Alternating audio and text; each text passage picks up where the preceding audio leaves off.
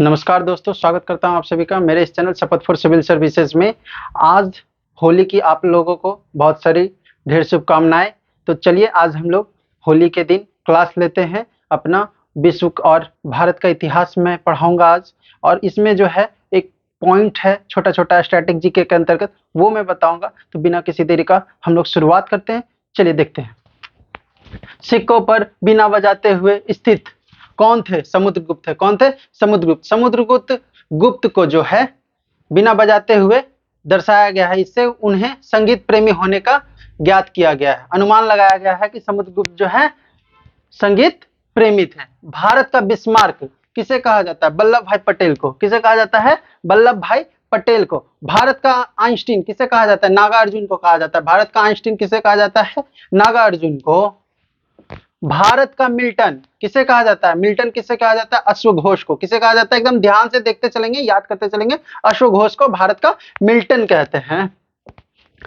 Iran का Napoleon किसे बोलते हैं? नादिर शाह को। नादिर शाह को क्या बोलते हैं? ईरान का नेपोलियन।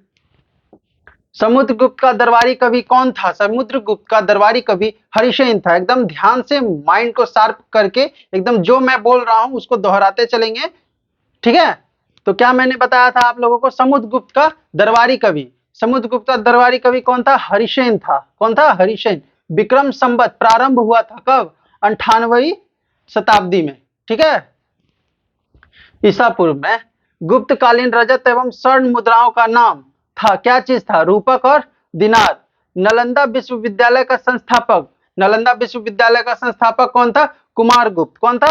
कुमारगुप्त। विक्रमशिला विश्वविद्यालय की स्थापना किसने की थी? धर्मपाल ने 810 से 1770 से 810 ईस्वी में। गंगोई कोंड कहा जाता है किसे? राजेंद्र प्रथम को। गंगोई कोंड किसे कहा जाता है? राजेंद्र प्रथम को। गुप्त काल की राजकीय भाषा क्या थी? गुप्त काल की राजकीय भाषा संस्कृत थी। एकदम ध्यान से देखते चलेंगे। भारतीय इतिहास का स्वर्ण युग कहा जाता है।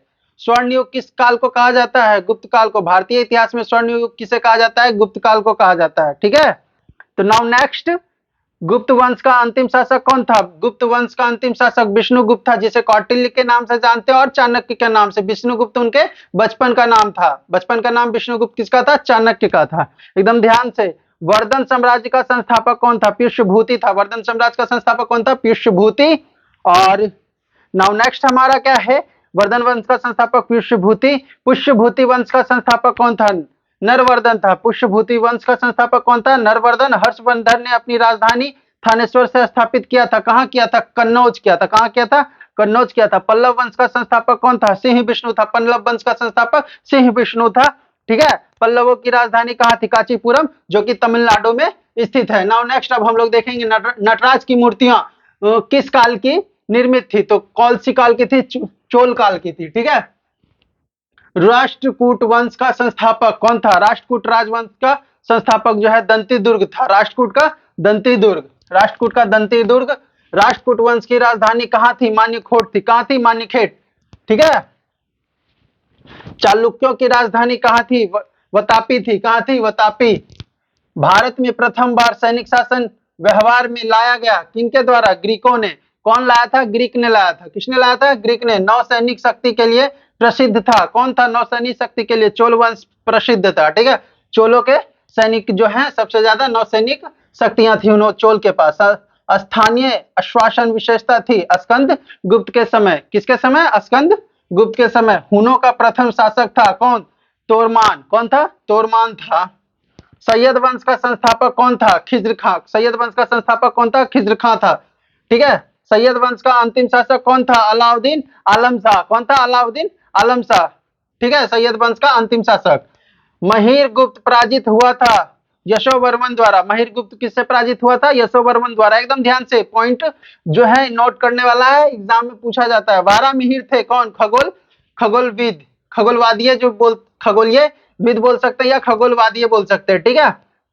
संगम युग का महान शासक कौन था? कारिकाल था। कौन था? कारिकाल। संगम युग का महान शासक कारिकाल था, ठीक है। संगम का तात्पर्य क्या है? कवियों की गोष्ठी से। किससे तात्पर्य रखता है? कवियों की गोष्ठी से है। प्रथम एवं तृतीय संगम हुआ था कहां? मदुरई में। प्रथम एवं तृतीय संगीत प्रथम एवं तृतीय संगम कहाँ हुआ था? मदुरई में। प्रथम और तृतीय संगम मदुरई में। द्वितीय संगम हुआ था कहाँ? कपाटपुरम अलवई में। कहाँ? कपाटपुरम अलवई में। प्रथम संगम के अध्यक्ष कौन थे? अगाशय ऋषि। कौन थे? अगाशय ऋषि थे प्रथम। जजिया कर का प्रचलन था किनके समय में? मोहम्मद बिन कासिम के समय में जजिया कर लागू किया गया था। किनके समय में? मोहम्मद बिन कासिम। मीनाक्षी मंदिर अवस्थित है कहाँ? मीनाक्षी मंदिर कहाँ अवस्थित है? मदुरई में। सबसे ज्यादा पूछा जाने वाला सवाल ये मीनाक्षी मंदिर वाला, हर एग्जाम में देखते हैं कि ये क्वेश्चन रहता ही रहता है। मीनाक्षी मंदिर कहाँ अवस्थित है? तो मदुरई में। गोमतेश्वर की मूर्ति स्थित है। गोमतेश्वर की मूर्ति कहाँ है? कर्नाटक में। गोमतेश्वर की मूर्ति कहाँ स्थित है? कर्नाटक में।